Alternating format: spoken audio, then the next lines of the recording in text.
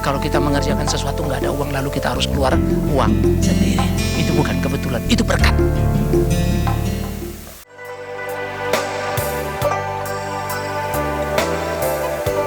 Bapa di surga, kami bersyukur, kami berterima kasih.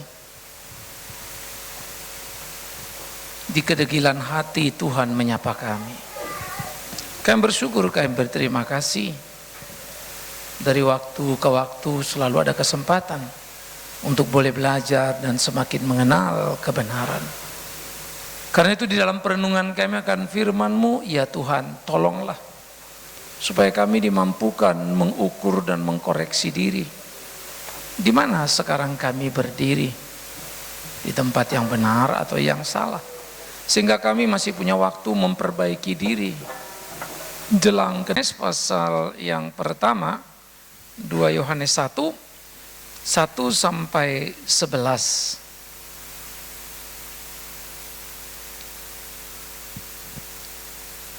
Dua Yohanes 1 ayat 1 sampai 11. Saya akan membaca 1, saudara bersama-sama membaca 2, dan kita bergantian hingga selesai ayat 11 dari 2 Yohanes 1. 2 Yohanes 1, 1 sampai 11 kita bergantian. Dari penatua kepada ibu yang terpilih dan anak-anaknya yang benar-benar aku kasihi. Bukan aku saja yang mengasihi kamu, tetapi juga semua orang telah mengenal kebenaran.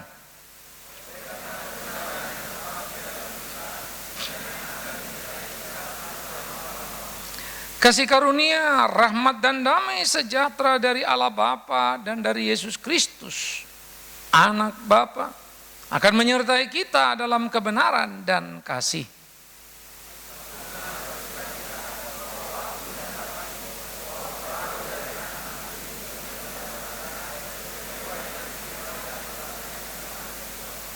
Dan sekarang aku minta kepadamu, Ibu, bukan seolah-olah aku menuliskan perintah baru bagimu, tetapi menurut perintah yang sudah ada pada kita dari mulanya, supaya kita saling mengasihi.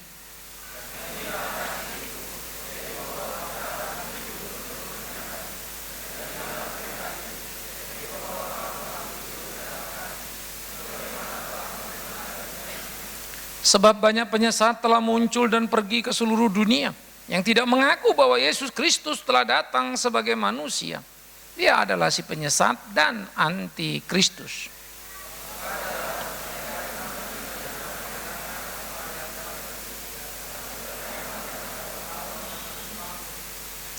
Setiap orang yang tidak tinggal di dalam ajaran Kristus, tetapi yang melangkah keluar dari situ tidak memiliki Allah. Barang siapa tinggal di dalam ajaran itu, ia memiliki bapa maupun anak.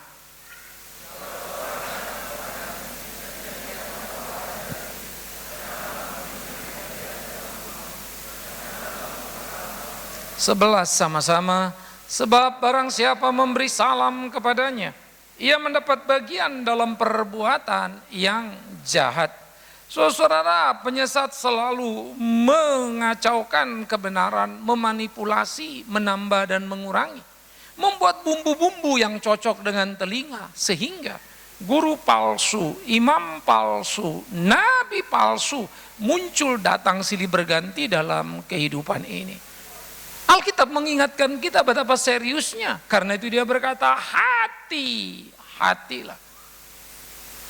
Mereka akan mengajarkan hal-hal yang menyenangkan, yang membuat umat itu terlena dan kehilangan makna kebenaran sejati. Karena itu, apa yang dikatakan Yohanes patut menjadi perenungan kita di dalam konteks Natal yang hilang. Karena ketika kita pergi ke gereja, ketika kita beribadah, ketika kita berdoa, seringkali kita berpikir kita di jalan Allah. Tapi mungkin sejatinya kita tidak di sana. Menurut pikiran kita, menurut perasaan kita, kita di situ, tetapi Tuhan tak mengenal. Itu sebab Alkitab dengan tegas berkata, tidak semua orang menyebut namaku, Tuhan, Tuhan, masuk dalam kerajaan sorga, tapi mereka yang melakukan kehendak Bapakku.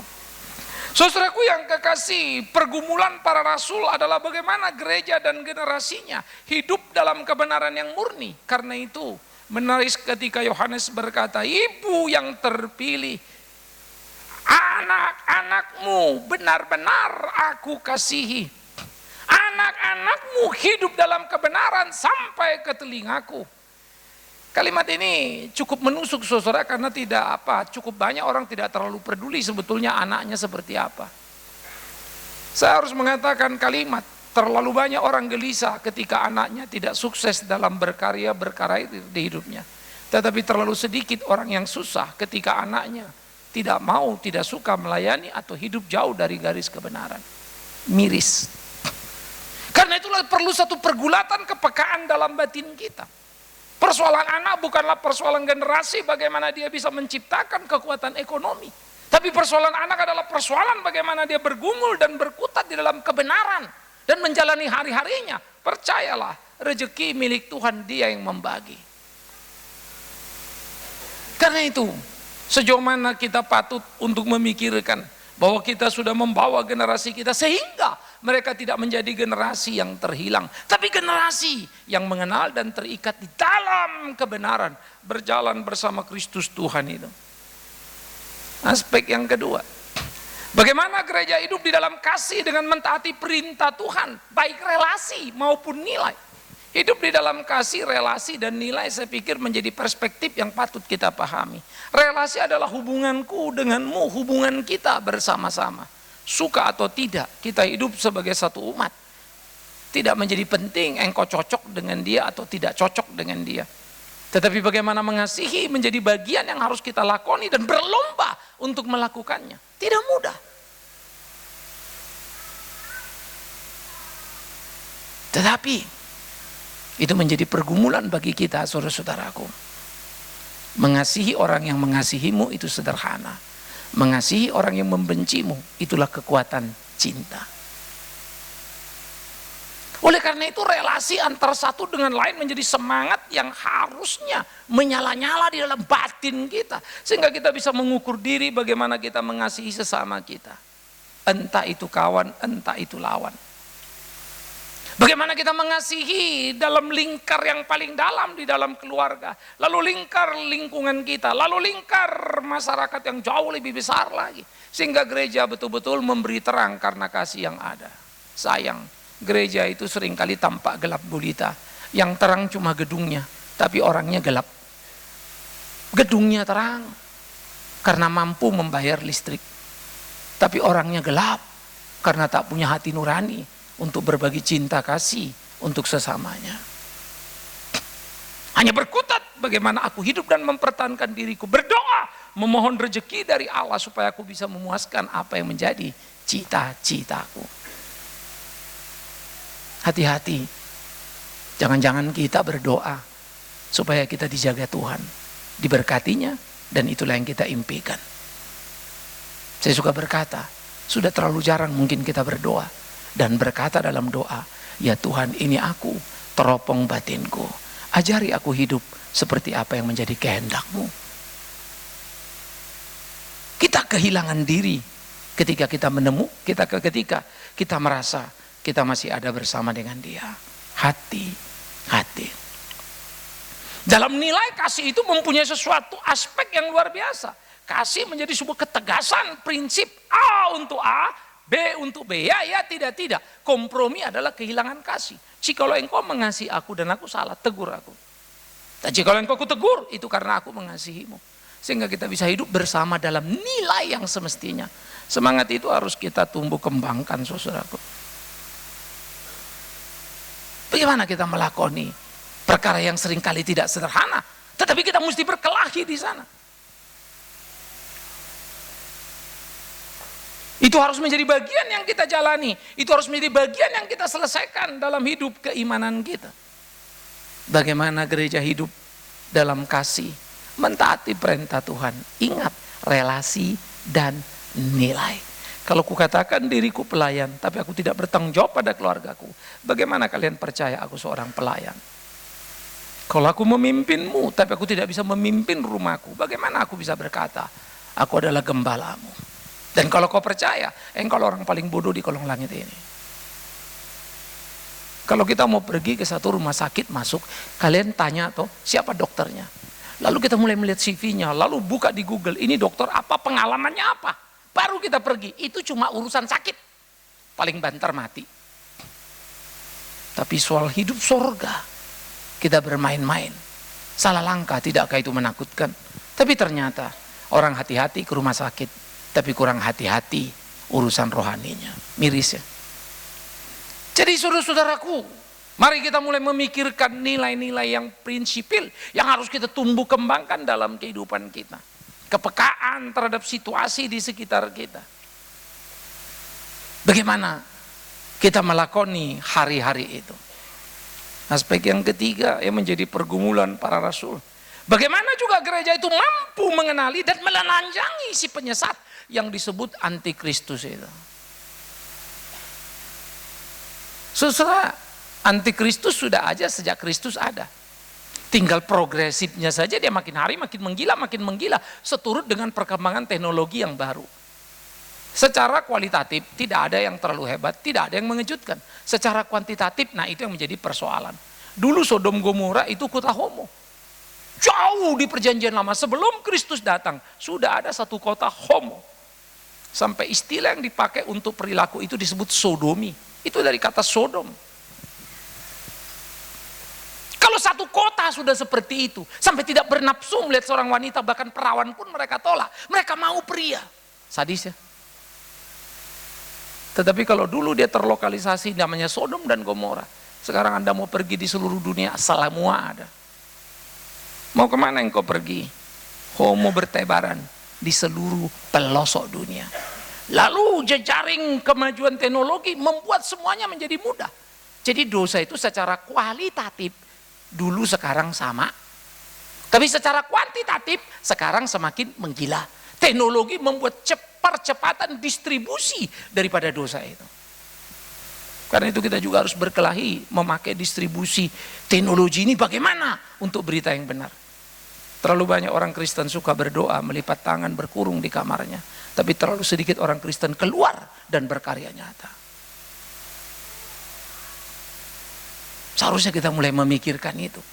Sehingga bagaimana gereja itu terjaga dan tidak terlena oleh berbagai kepalsuan yang mengerikan. Saudara-saudaraku yang kekasih, takut kehilangan pengikut. Tidak sedikit pengkhotbah merevisi ayat-ayat suci supaya cocok di telinga. Tuhan tidak marah pada homoseks. Mereka juga diciptakan segambar dan serupa dengan Allah. Padahal Alkitab jelas berkata, hei kau, laki-laki dengan laki-laki yang tidur seperti laki-laki dan perempuan. Cuma satu hukumannya, rajam mati. Kau tidak boleh membenci homoseksual dengan gelap mata. Tapi kau dipanggil untuk menolongnya. Kau tidak dipanggil untuk menuding homo dosa. Nope, kalau itu tugasmu. Kau tidak lebih baik dari setan itu.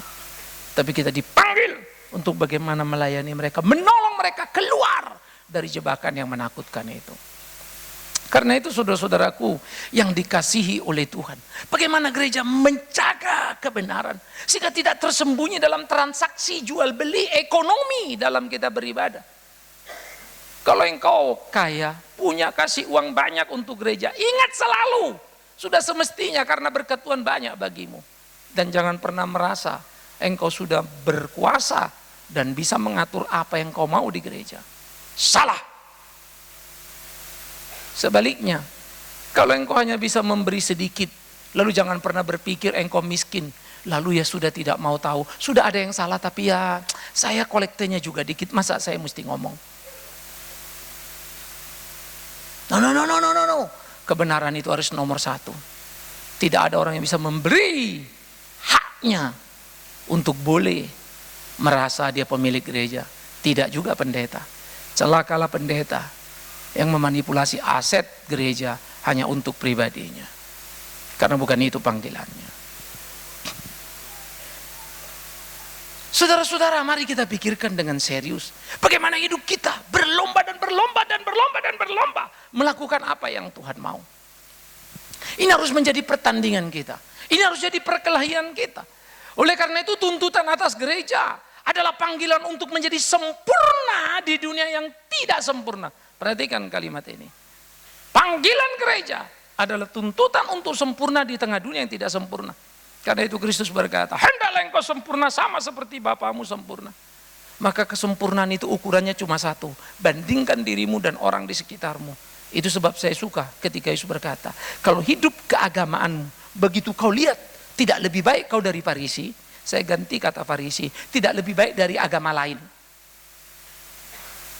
Oh, kalau dari Farisi saja tidak lebih baik tidak surga, apalagi agama lain, bukan? Nah sekarang kita pakai saja, kita downgrade sedikit, tidak lebih baik dari orang yang bukan Kristen. Bagaimana engkau bisa yakin engkau masuk surga? Tapi kesombongan gereja luar biasa.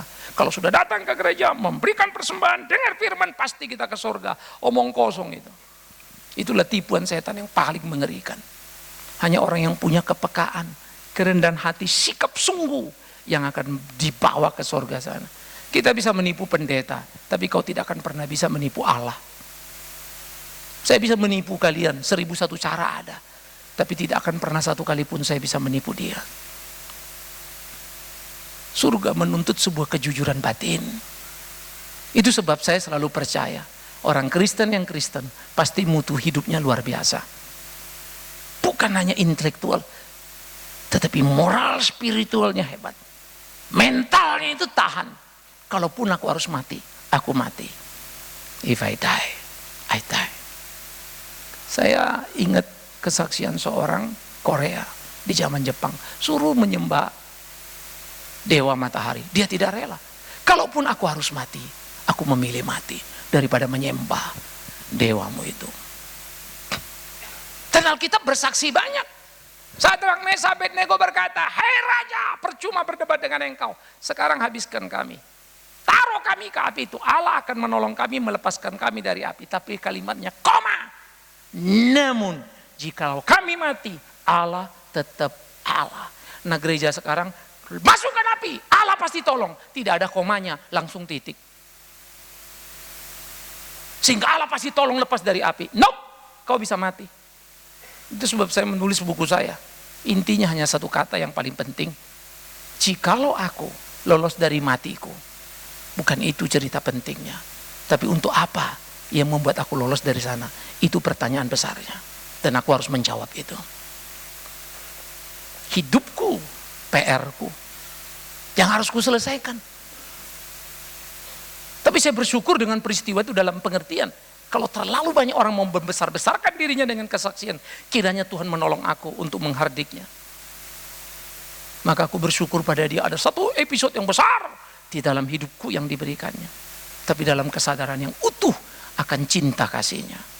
Gereja harus menemukan prinsip kebenaran yang kuat dalam kehidupan itu. Sehingga gereja tidak oleng dan kehilangan arah dalam perjalanannya, saudaraku. Kalau engkau memberi persembahan, jangan pernah berhitung dengan Tuhanmu. Karena engkau penjahat yang paling menakutkan. Kau pikir kau siapa, kau berhitung dengan Tuhan itu. Jangankan hartamu, napasmu yang ada untuk mencari uangmu itu pun anugerahnya bukan. Maka berilah dengan rasa syukurmu. Jangan pernah hitungkan. Apalagi berhitung dia mengembalikan. Kau buat Allah berkewajiban, maafkan saya. Alkitab marah itu. Alkitab tidak suka itu. Kita harus hati-hati, saudara. Ini yang patut kita pikirkan. Ini yang patut kita renungkan. Dan ini yang patut untuk kita lihat dalam kehidupan keseharian kita. Bagaimana mengenal kebenaran dan hidup di dalamnya.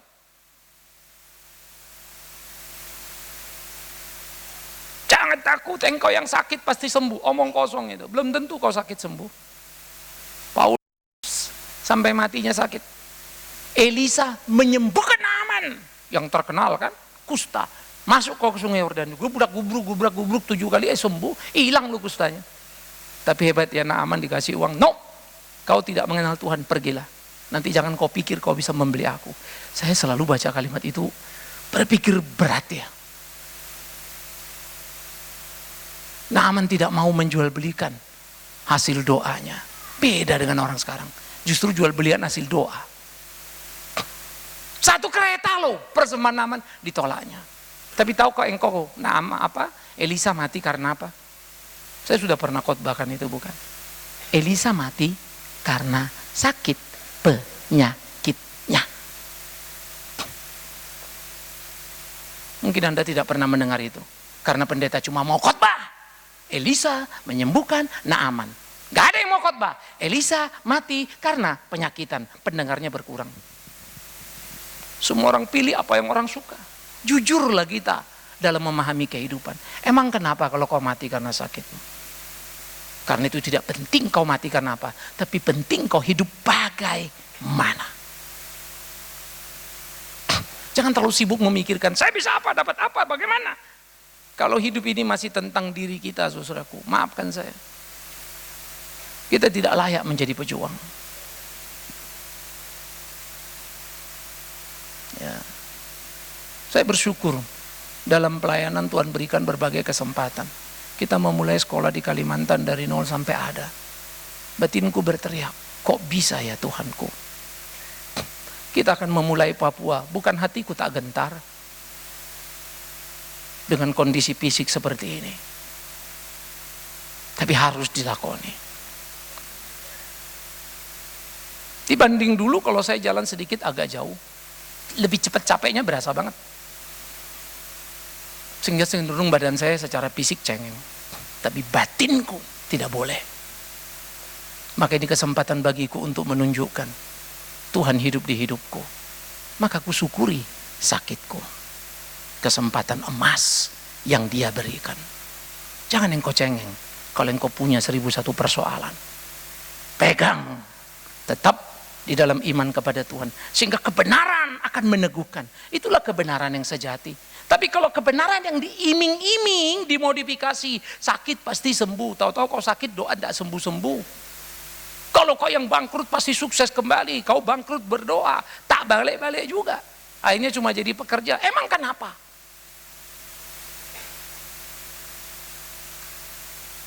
Kejujuran batin. Temukanlah kemerdekaan yang original. Kemerdekaan yang betul-betul memerdekakanmu. Di mana engkau hidup tidak takut apapun.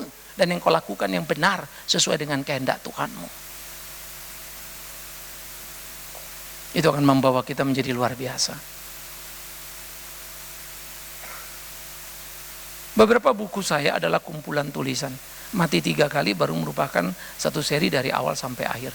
Tapi saya sudah berjanji pada diri saya, ya Tuhanku tolong. Karena saya akan rajin menulis. Berkurang kegiatan fisik saya sudah pasti itu. Maka saya akan ganti dengan menulis. Kan saya uber-uberan. Dan itu sudah janjiku. Semua dari buku yang kutulis dan dijual, itulah persembahanku untuk Tuhanku dengan cara tidak mengambil sepeser pun dari situ. Khotbah-khotbah semua. Itu caraku. Nah, siramu silakan pikir masing-masing. Apa yang bisa kau lakukan? Apa yang bisa kau kerjakan? Mari kita berlomba di tempat masing-masing yang Tuhan percayakan. Apa yang bisa kita lakoni sehingga kebenaran yang kita miliki menjadi kebenaran yang berwujud, yang teruji, saudaraku. Dia bukan tataran teori yang selalu dikatakan tetapi tidak bisa dirasakan. Gereja harus waspada supaya dia tidak kehilangan. Kehilangan apa? Jangan sampai kehilangan warisan karya rasuli. Saya pikir ini penting, saudara, karena gereja sekarang tidak lagi punya semangat rasul. Tahu semangat rasul itu apa? Beruntung kami boleh menderita untuk dia. Waduh, itu nggak kedengaran lagi, saudara. Mereka rasa beruntung karena menderita untuk dia. Ya Tuhanku, cabut duri ini, kata Paulus. Namun kalau harus ada, maka tahulah aku, di lemahku nyata kekuatanmu. Wow, Rasul ini doakan orang banyak, pegang jubahnya saja sembuh. Dia sendiri mengalami kesakitan yang hebat. Apakah doanya itu kurang iman sampai Tuhan tidak kabulkan? Demi Tuhan yang hidup, dia sangat beriman. Semangat rasuli, seperti Petrus yang berteriak, hei kalian ahli-ahli Taurat, jangan pernah menghentikan kami. Bagi kami lebih baik taat dan mendengarkan suara Allah daripada taat suara manusia. Padahal mereka diancam, masih berani ngomong mati, silahkan. Dan pada waktu dalam tradisi gereja dia mati, disalib kepala ke bawah, kaki di atas. Apa kata Petrus? Aku tidak layak mati seperti ini. Terlalu mulia. Dia ingat gurunya yang tersalib itu. Warisan karya rasuli. Terasa di beberapa kisah para bapak gereja. Polikarpus murid Yohanes disuruh mencabut kalimat percaya kepada Kristus. Kalau tidak mati. Semula dia mau dihajar oleh Algojo, dibacok, tapi kemudian dipindah dibakar hidup-hidup. Tapi Polikarpus berkata, seumur aku mengikut Yesus Tuhanku, tak sekalipun dia mengecewakanku. Mengapa aku harus mengecewakan dia? Akhirnya Polikarpus dibakar. Polikarpus dibakar, gereja hidup. Siapa bilang kalau orang Kristen dibakar gereja tutup? Siapa bilang kalau Big Man Sirait mati lalu gereja hilang? Omong kosong itu. Big Man itu tidak ada apa-apanya. Tuhan itu yang apa-apa.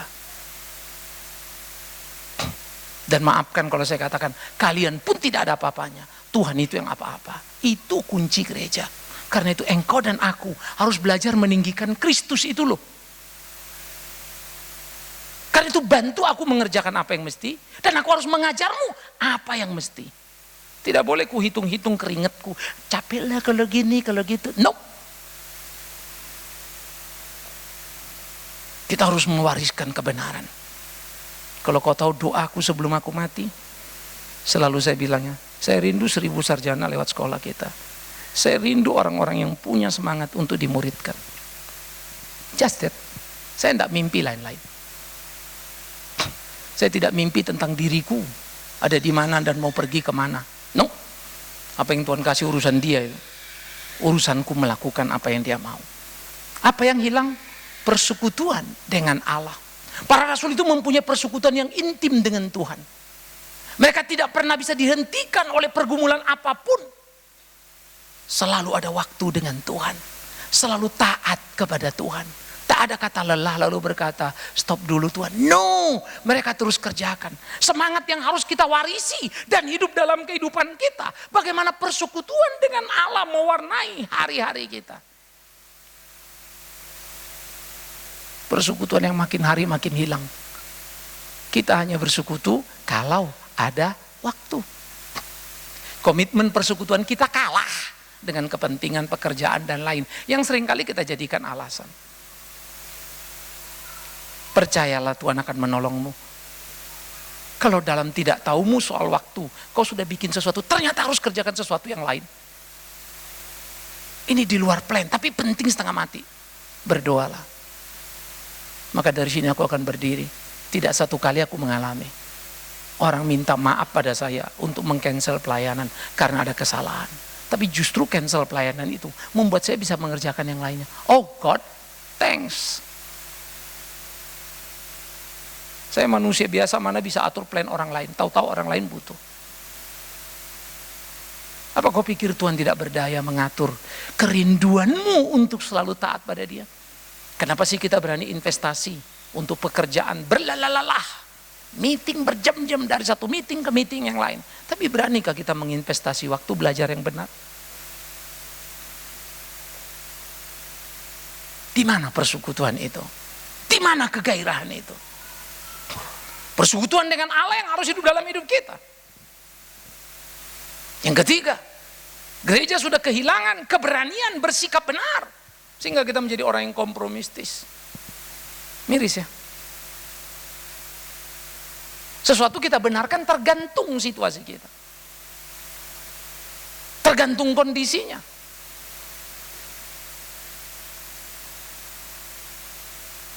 Satu waktu saya ingat betul. Saya diminta dalam sebuah pelayanan. Selasa ditelepon untuk Kemis. Pak tolong bla bla bla bla bla. Nah, ini yang kumpul orang-orang top semua. Tapi Kemis saya sudah janji rapat. Pada waktu itu saya ingat rapat PAMA. Saya bilang sorry, saya nggak bisa. Kenapa Pak rapat? Pak rapat kan bisa dirubah. Memang sih. Tapi saya pikir nggak kebetulan lah rapat Kemis. Saya juga mesti appreciate teman-teman yang pasti sudah investasi waktunya. Akhirnya saya bilang nggak bisa. Mereka cari, dan bagi mereka sangat mudah cari pendeta. Siapapun mau datang. Tapi belakangan hal yang menyenangkan hati saya. Waduh, tuh kalau Pak Bigman itu susah amat diaturnya. Lu nggak bisa kayak pendeta lain. Itu omongan mereka yang sampai ke kupingku. Maka aku akan berkata kepadamu, harga dirimu adalah kebenaran dalam hidupmu. Kau berani benar, kau punya harga diri. Kau tidak berani benar, kau sampai yang dihina sana sini. Terlalu banyak orang pendeta dimaki-maki orangnya. Dia mah gini, dia mah gitu. Miris, susah. Karena itu berhati-hatilah. Maka kalian juga sama. Belajar untuk berjalan di sana. Bersikap benar untuk mengatakan kebenaran itu. Percayalah, Tuhan akan menolong kita. Pak, kalau kita benar nggak mungkin kaya. Siapa bilang? Ayub itu orang paling kaya di negerinya, tapi sekaligus orang paling beriman di zamannya. Kalau rezekimu itu barang busuk pun dibuang orang, kau beli bisa bagus. Tapi kalau Tuhan sudah tidak mau, jungkir balik kita kerjakan, tetap ambruk. Saya tidak suruh saudara menjadi fatalistik, terserah Tuhan, lalu nasib, bagus gak bagus. Kok jadi tukang becak? Nasib. Wah, kok jadi orang kaya? Rezeki. Bukan. Tanggung jawab. Kita harus bertanggung jawab pada apa yang Tuhan berikan. Kalau 5 talentamu, pakai. Harus jadi 10. Itu keberhasilanmu. Tapi kok saya nggak berhasil, Pak? Bagaimana kau mau berhasil? 2 talentamu, 1 pun nggak kau pakai. Sudah cuma 2, 1 pun nggak kau pakai. Apa nggak gawat? Cuma 2 Tuhan kasih kamu, 1 pun kamu nggak pakai. Mestinya kamu pakai 2 supaya jadi 4. Besok 4 itu bisa jadi 8. Lagi-lagi saya bersyukur pada Tuhan. Dulu saya bukan penulis. Menulis buku yang belum mati 3 kali itu kurang lebih cuma total berapa jam. Saya kaget, kok bisa? Saya pun kaget. Loh, kok udah selesai ya? Maka itulah yang kusebut kemurahan Tuhan. Itulah yang kukatakan anugerah Tuhan. Ini penting kita sikapi saudara-saudara. Di zaman yang serba relatif. Ini benar apa salah, Pak? Relatif. Tinggal kamu ngelihatnya dari mana. Saya melawan positive thinking. Karena memang saya belajar filsafatnya dan babak belur ya. Ya. Kata itu memang kata, tapi sebetulnya kata positif itu sudah dimanipulasi. Orang rumahnya kebakar. Berpikir positif nanti dibangun Tuhan yang lebih gede. Loh, faktanya rumahmu kebakar dan gak punya lagi. Bisa jadi kau bangun rumah gede, bisa jadi sampai mati pun kau gak kebangun-bangun lagi tuh. Loh, itu kan 2 fakta yang tidak boleh kamu abaikan. Tapi kamu mesti berpikir benar, tidak mungkin Tuhan tidak punya rencana, tidak mungkin Tuhan tidak menjagaku. Lihat hidupmu, saya udah hidup lempeng loh Pak, bener loh. Good. Tapi kenapa begini? Saya juga nggak tahu, tapi saya tahu Tuhan pasti punya rencana apa, ya tunggu saja. Itu namanya iman pengharapan. Jangan hilang itu saudaraku. Itu akan menjadi kekuatan dalam kehidupan kita. Kita masuk lagi menukik dari gereja kepada sekarang Natal. Natal yang hilang, apanya yang hilang? Natal kita kehilangan sejarahnya saudara. Bukan soal sejarah Yesus lahir 25 Desember, sebetulnya itu bukan, itu dewa matahari, sehingga dirayakanlah itu digantikan gitu ya. Sehingga terjadi proses apa yang kita sebut sebagai inkulturisasi, dimasukkan kepada budaya sebelumnya, sehingga itu menjadi hari lahirnya Kristus. Jelas tidak, bukan itu yang saya bilang. Tapi sejarah kelahiran Kristus yang akan jadi penting adalah rancang bangun surga yang dikerjakannya dulu jauh sekali. Ketika kita belum berpikir soal itu. Kapan? Di Taman Eden. Kita lawan dia, kita berdosa. Kau ular, kau terkutuk, tapi kau Hawa, kau pun terkutuk, dan kau Adam, kau pun terkutuk. Namun dia berkata, keturunan perempuan ini, keturunan ular akan terus berkelahi ya. Satu waktu keturunan ular akan meremukkan ketumit keturunan perempuan, tapi keturunan perempuan meremukkan kepala ular. Itu bicara Kristus. yang akan disalibkan dan mengalahkan. Maka sebelum dia datang disalibkan, dia dilahirkan, saudaraku. Itu sejarah suci. Dan dalam bentang sejarah itu mengagumkan. Ketika Matius mengatakan, anak darah itu melahirkan. Kurang lebih 750 tahun sebelum Yesaya pernah berkata, Alma, perempuan muda yang belum menikah akan melahirkan anak. Tidak ada bayi ada tanpa pertemuan sperma dan sel telur. Mau bayi tabung sekulan pun perlu donor duanya kan. Tapi ini jadi kuasa ajaib. Dan hebatnya lagi, kalau kita mau memungut suara, dua agama besar di kolong langit ini, Kristen, Islam setuju. Dalam ensiklopedia Islam, maka Maryam dijagai oleh malaikat Gibrail, dan perawan itu melahirkan ke dalam keajaiban. Itu kamus resmi tebelnya sak gajah gitu.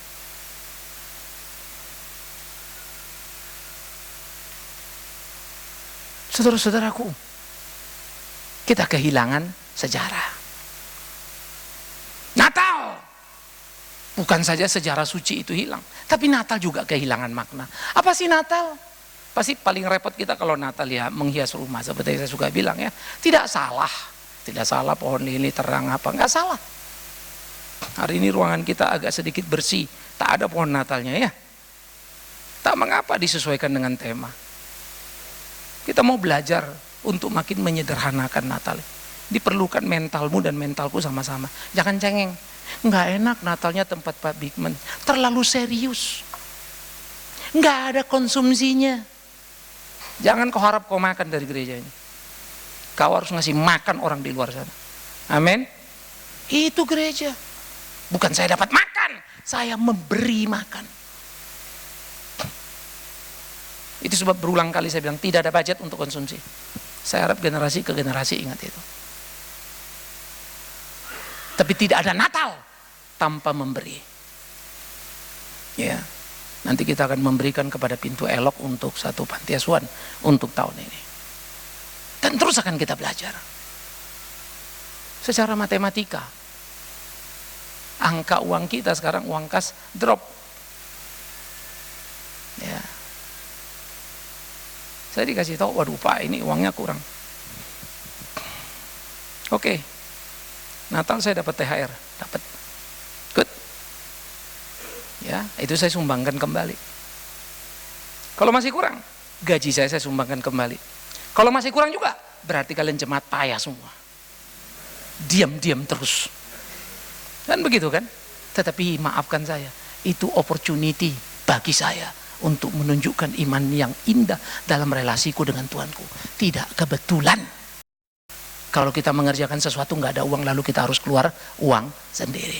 Itu bukan kebetulan, itu berkat. Maka aku tidak akan berhenti. Akan menjalani terus. Pak, ini operasional kurang Pak, padahal uang pembangunan sudah ada 3,1. Jangan dikutak-katik, biarkan itu di situ. Sejauh mana kita mau menekuni dan menjalani. Toh ada waktunya surplus kok. Ada waktunya ngepas. Ada waktunya kurang. Itu cuma seni, kesempatan. Bagaimana kita menyikapi. Kalau surplus, jangan sembarang memakai. Kalau kurang, jangan merengek menangis. Camkan itu, pikirkan itu. Natal jangan sampai kehilangan makna. Di mana dia ada dan memberi diri. Itulah Natal. Bukan meminta dari orang, tapi memberi kepada orang. Natal beda dengan Taman Eden. Kalau di Taman Eden, Adam pengen sama dengan Allah. Itu semua kita itu. Tapi kalau Natal, Kristus Allah menjadi sama dengan manusia. Jalannya berbalik ya. Terbalik jalannya saudara. Dia dari atas ke bawah, kita dari bawah mau naik ke atas. Mau ikut jalan, jangan jalan Adam. Ikutlah jalan Kristus.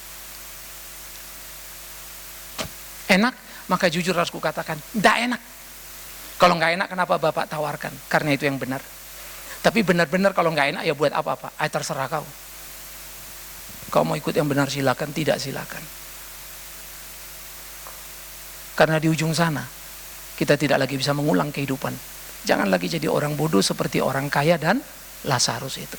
Ya, Bapak Abraham, aku mau kembali. Kasih tahu saudaraku supaya jangan seperti aku. No, sudah habis waktunya. Sudah selesai. Pakailah waktu itu.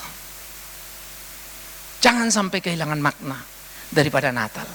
Dia lahir di hati kita, atas ke bawah. Mulia jadi hina. Aku bagaimana ya? Kalau aku pendeta, ingin menjadi terus target, nanti makin top, makin hebat, demi Tuhan yang hidup, itu bukan. Dan saya selalu berdoa, tapi bisa nggak Bapak tergoda ke sana? Siapa bilang tidak? Omong kosong itu. Saya bisa tergoda, yes, bisa.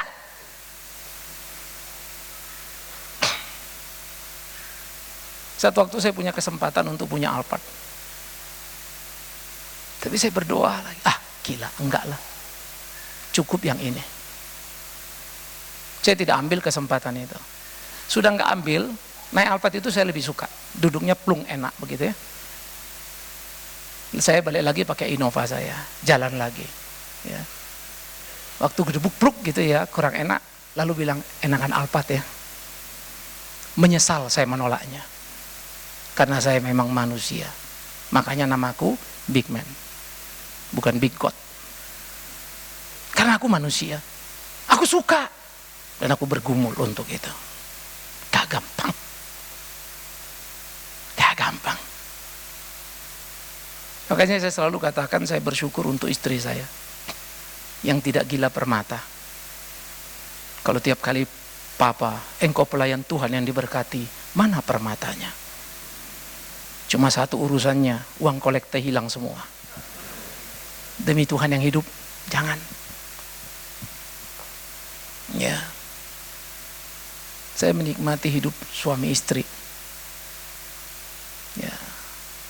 Kalau di darat lagi duduk, pasti kami damai. Di mobil kami sering ribut karena dia supir saya. Cepat masuk, jangan gitu, gua nggak bisa. Masuk aja pokoknya kalau udah gue bilang masuk. Saya co-drivernya kan, kita baca masuk, masuk. Nyalinya dia nggak ada, nyali saya beda. Udah gue yang bawa, jangan terlalu gara-gara dikit sakit lagi. Paksa saya diem lagi, kesel lagi. Kalau nggak mau aku yang bawa, ayo cepet. Wah unik ya. Pasti kalian tidak membayangkan pendeta di mobil seperti itu. Tapi itu kami. Tar turun lagi, ketawa lagi. Saya suka geli sendiri dengan realita itu. Karena jujur bagi saya sulit sekali merasakan saya bisa hitung cepat tapi jadi lambat. Saudara tadi ini jalan kemari pulang, macetnya setengah mati. Itu di luar dugaan. Hitungan saya jam 5 sudah bisa tiba di sini. Paling lambat-lambat 5:15. Tapi udah setengah 6 lewat. Akhirnya sampai di Sabang. Sabang mau belok ke Kebon Siri tinggal nyebrang gini. Stuck, udah nggak bergerak. Saya buka dasi yang sudah saya pasang, saya taruh di situ, saya buka kancing, saya ngatur mobil. Masuk, jalan, jalan. Dikleksonin orang, tolong sabar, depan juga macet, lu nggak bisa lewat. Udah lewat semua, lewat mobil saya naik. Lanjutnya nggak tahu lagi. Ya kan saya bukan pekerja terus-terusan. Tapi kalau saya nggak turun, nggak jalan-jalan tuh mobil. Saya bisa dimarahin habis lagi sama IO ya. Kadang udah, tapi karena saya saking semangat, saya ini manusia payah juga. Kerja terlalu semangat, kayak ngos-ngosan. Nyampe sini kayak dikejar apa gitu. Saya tidak segan-segan kalau mau buka baju. Ya, masuk, tahan motor, kamu stop belakang. Dia pikir saya mungkin komandan polisi lagi cuti kali ya. Dia nggak tahu saya pendeta. Kalau dia, Bapak kan pendeta, mati aku. Apalagi itu bukan yang di TV ya. Saudara-saudara, jangan pernah berhenti. Natal, jangan kehilangan arah. Kemana kau mau melangkah? Karena itu pertetapkan arah langkahmu. Saudara, dulu saya pikir kalau saya berkhotbah saya hebat, bikin ini hebat, bikin itu hebat. Itu sebab belakangan saya belajar. Jangan kau hitung berapa yang sudah kau kerjakan melayani Tuhanmu. Tapi kau harus menghitung apa yang belum kau lakukan untuk Dia. Maka gelisahlah batinmu itu. Karena terlalu banyak yang kita belum lakukan untuk berbanding kebaikannya. Maka kita harus berpacu dan mengejar sehingga arah kita ke arah yang tepat dan terus berpacu dalam waktu memenangkan kompetisi kehidupan itu. Karena itu tiap kali Natal, tiap kali kita diingatkan, jangan-jangan kita sudah terlena dengan manja dunia ini, sampai kita tidak punya semangat yang luar biasa dalam melayani dia. Jikalau engkau ada uang dan makan enaklah. Jikalau punya uang dan beli mobil bagus, belilah, pakailah. Tapi aku pendeta, dan aku tahu posisiku. Sebetulnya aku masih tergolong pengecut, karena apa yang aku punya dalam ukuranku itu masih terlalu baik sebetulnya. Tapi kalau suruh turun lagi, saya masih takut. Miris ya.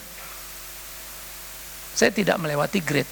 Tapi sebetulnya saya bisa high grade, naik grade itu caranya apa? Dengan lebih turun lagi. Tapi ciut juga nyali saya kadang-kadang. Awas, jangan salah arah. Karena itu tanya batin kita masing-masing. Kalau hari ini engkau makan di bintang 5, lalu Tuhan panggil kau disuruh ke kaki 5, jangan protes. Turun dari bintang 5, langsung pergi ke kaki 5. Kalau hari ini engkau naik mobil mewah, besok Tuhan suruh kau cepat-cepat supaya bisa naik ojek, jangan protes. Jalani saja. Selalu ada waktu indah. Kau tahu waktu kau naik ojek, baru kau tahu betapa sulitnya orang naik motor. Waktu saya atur-atur jalan, orang susah diatur. Saya jujur selalu kepikiran, ya pantas tuh polisi, kasihan amat ya. Udah susah-susah kerja kita maki-maki lagi. Gimana sih? Semua orang ribut. Padahal orang Indonesia paling susah diatur. Baru saya pikir iya ya. Coba saudara pikirkan. Oleh karena itulah saudaraku yang kekasih, biarlah masing-masing kita memikirkan apa yang menjadi kehendak Tuhan dalam hidup kita. Biarlah kita berhati-hati untuk menghitung apa yang belum kita kerjakan. Kalau kau menghitung apa yang sudah kau kerjakan, pasti kau merasa tidak kehilangan. Tapi kalau kau berhitung apa yang belum kau kerjakan, baru kau sadar terlalu banyak yang hilang. Terlalu banyak yang kau terima, sedikit yang kau kerjakan, malu hatilah. Terlalu besar berkat Tuhan, terlalu kecil pengabdian, malulah. Mari kita menggumuli Natal. Ingat, semua kita masuk dalam pergumulan. Tidak hanya kalian, saya juga. Tapi kita bersama-sama akan dimampukan untuk melewati hari demi hari kehidupan kita. Bersama-sama kita akan dimampukan untuk menyelesaikan kompetisi kehidupan ini. Temukan Natal itu, sejarah, makna, arah, supaya engkau ada di jalan yang tepat itu. Amin. Kita tunduk kepala. Kita ambil waktu teduh sejenak.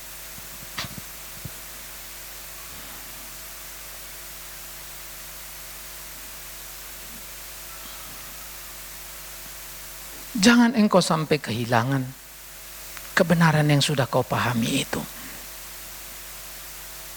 Jangan sampai engkau kehilangan warna keimanan yang sejati itu. Jangan sampai kau kehilangan arah buat melangkah. Karena memang penyimpangan banyak di sekitar kehidupan. Hati-hatilah. Kiranya hidupmu, hidupku, hidup kita tak kehilangan Natal itu.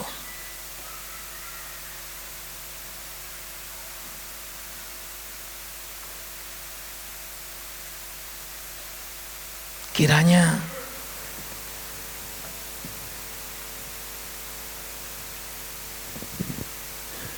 kita masih punya Natal itu, sehingga kita tidak terikat pada aksesorisnya yang boleh ada, boleh tiada.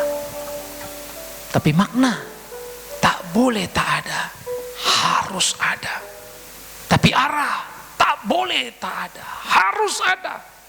Sejarah tak boleh lupa, harus ingat. Maka hidupmu dari waktu ke waktu akan tampak makin memuliakan Tuhanmu. Bapa di surga, terima kasih. Kau bersabda pada kami. Bapa di surga, terima kasih. Ajar-ajari kami menjalani kehidupan ini, supaya kami tidak salah dalam langkah-langkah kami. Kami berdoa, kiranya Natal tetap di hati yang paling dalam. Kami tak kehilangan. Tolonglah, buat kami kuat, setia menjaganya, sehingga hidup kami adalah Natal yang terbaca, Natal yang terasa, Natal yang menginspirasi sekitar diri, dan Natal yang memberikan penghiburan kekuatan pada orang yang sedih dan lemah. Terima kasih. Terima kasih Tuhan. Biarlah Natal itu tak hanya kata, tapi tindakan nyata. Demi Yesus Kristus, Natal yang sejati, yang sudah mengajarkan kami, yang sudah mengaktualisasi, yang sudah pasti kami mengerti, tapi butuh keberanian kami untuk menindaklanjuti. Maka puji dan hormat kembali hanya kepadamu. Amin. Kita bangkit berdiri, saudaraku yang kekasih.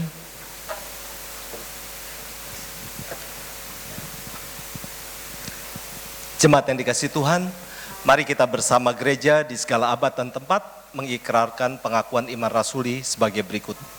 Aku percaya kepada Allah, Bapa yang Maha Kuasa, Khalik langit dan bumi, dan kepada Yesus Kristus, anaknya yang tunggal Tuhan kita, yang dikandung dari Roh Kudus, lahir dari anak darah Maria, yang menderita sengsara di bawah pemerintahan Pontius Pilatus, disalibkan, mati dan dikuburkan, turun ke dalam kerajaan maut.